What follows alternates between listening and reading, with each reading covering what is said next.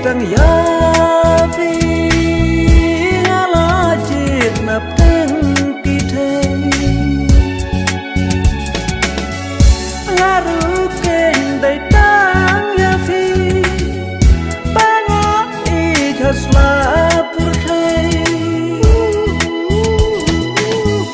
namar dai tang yavi ngalajit nap teng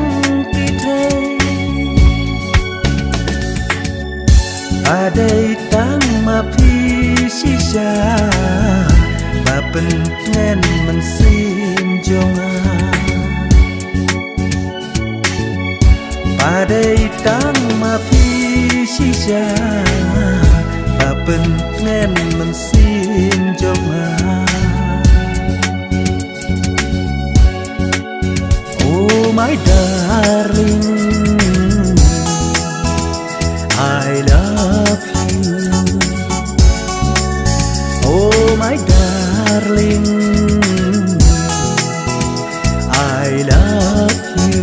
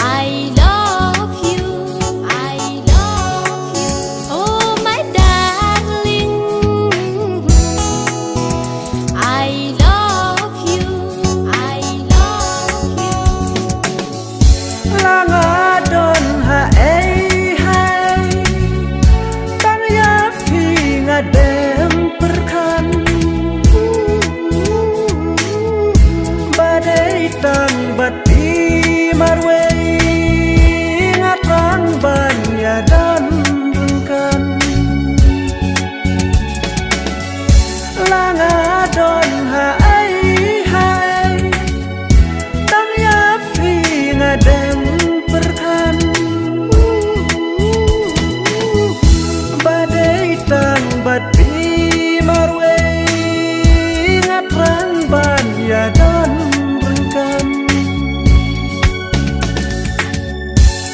Haduk ne haris pa tang bati ngan syong ngan swa Haduk ne haris pa tang bati ngan syong ngan swa Oh my darling